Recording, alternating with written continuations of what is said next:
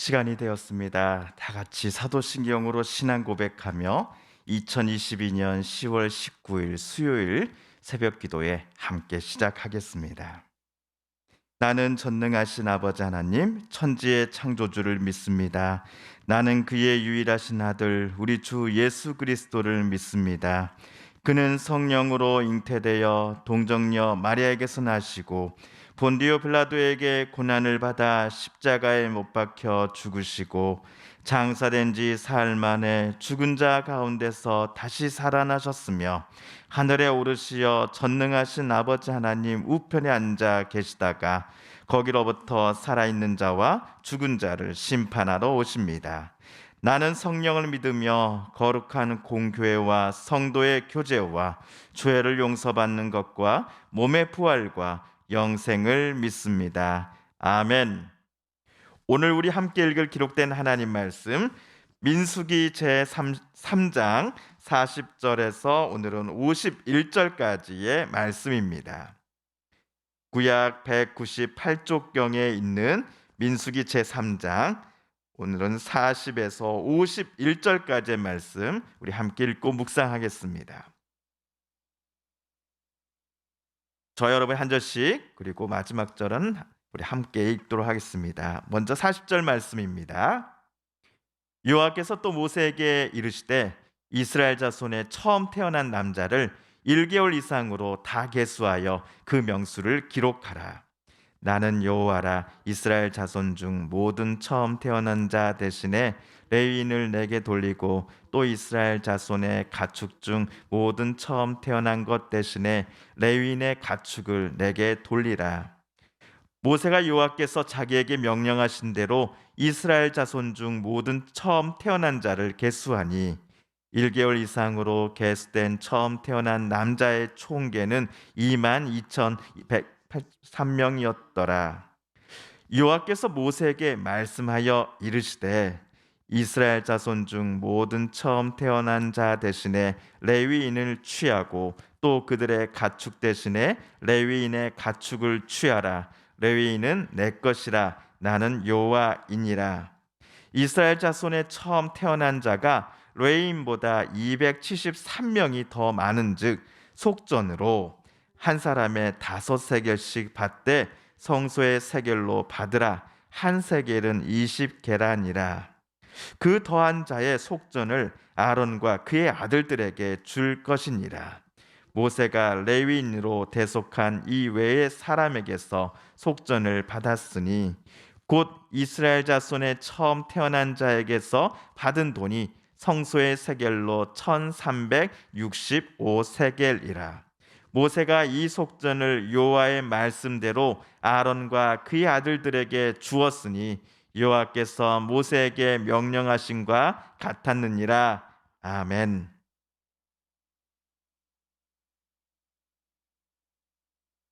어제 우리가 읽은 민수기 3장 14절에서 39절까지 본문에서 하나님 모세에게 크게 세 가지를 지시하셨습니다. 첫 번째로 어제 하나님은 모세에게 이스라엘 공동체가 광야에서 야영을 할 때 레위 지파만의 야영 구역을 알려주셨지요. 레위는 야곱의 넷째 아들입니다. 레위에게는 또 세 아들이 있었습니다. 그 순서대로 게르손, 고핫, 무라리인데요. 이들 세 아들의 이름을 따서 레위 지파는 세 가문으로 또 세분화됩니다. 먼저 레위의 장남 게르손은 우리 표에 보시다시피 성막 서쪽 편에 진을 쳐야 합니다. 둘째 고핫은 성막 남쪽이지요.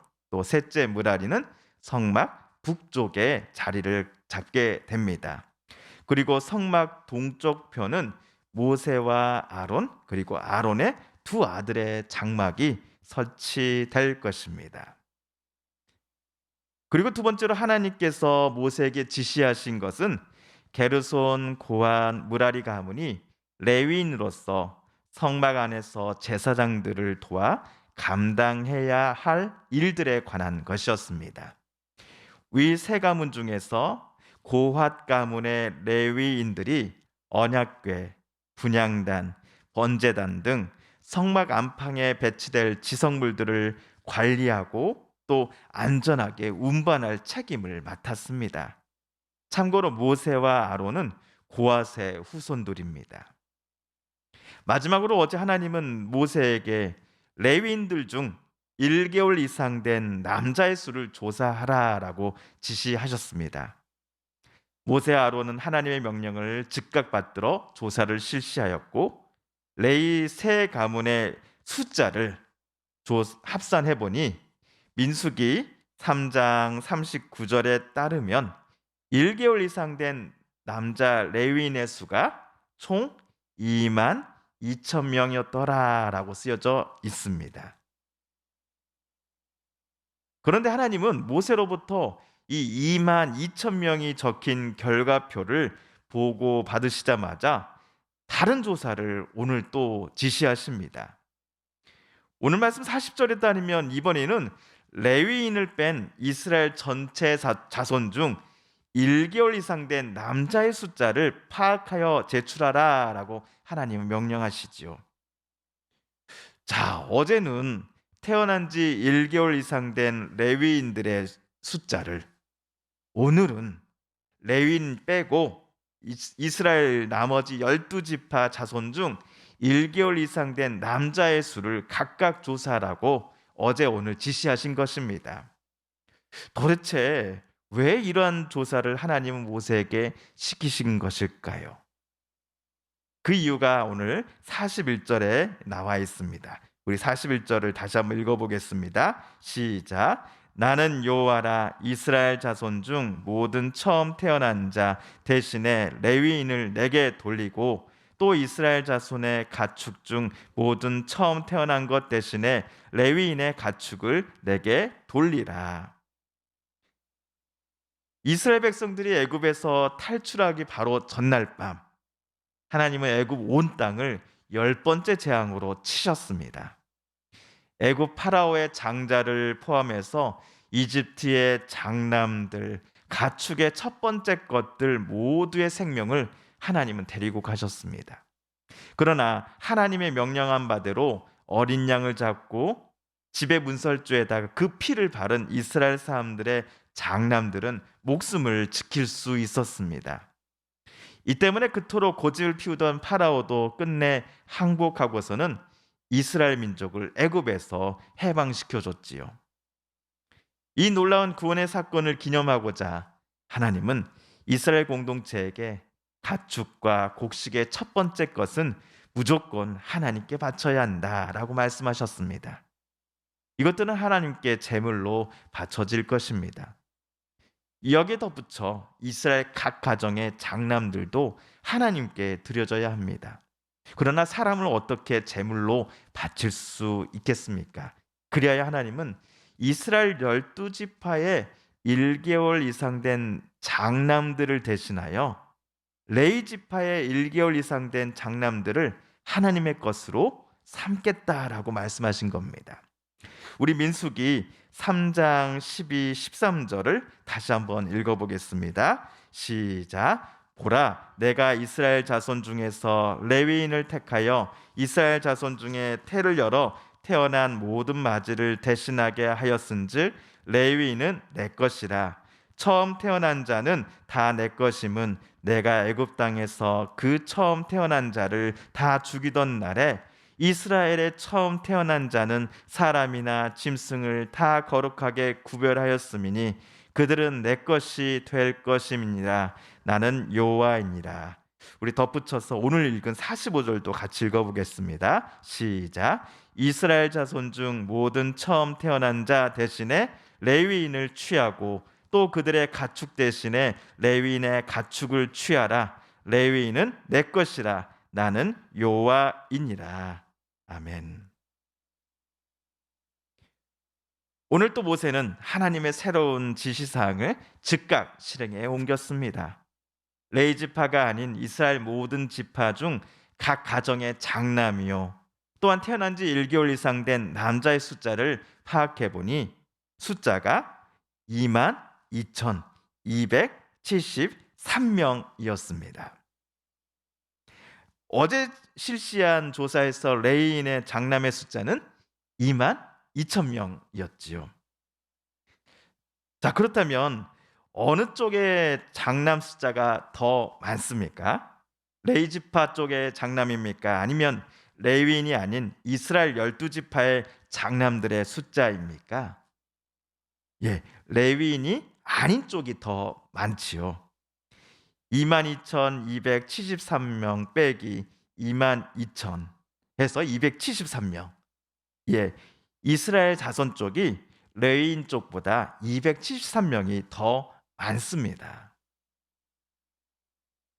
그래서 여기 이스라엘 쪽 장남 273명에 대한 생명의 값으로 이스라엘 공동체는 한 사람당 5세겔씩을 계산하여 아론과 그의 아들들에게 가져다 줘야 합니다.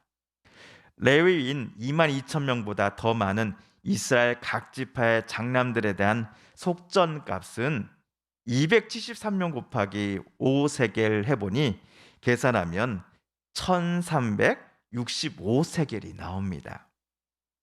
그래야 이스라엘 공동체는 1365세겔을 모세에게 전달하였고 모세는 이것을 하나님의 명령대로 대제사장인 아론과 제사장인 아론의 두 아들들에게 가져다 주었습니다.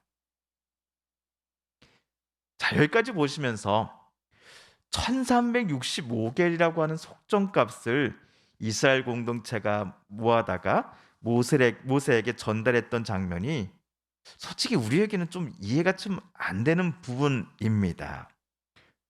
왜 굳이 속정값을 하나님은 이스라엘 공동체에게 요청하셨을까라는 질문이 우리 속에 계속 생겨나기 때문이지요.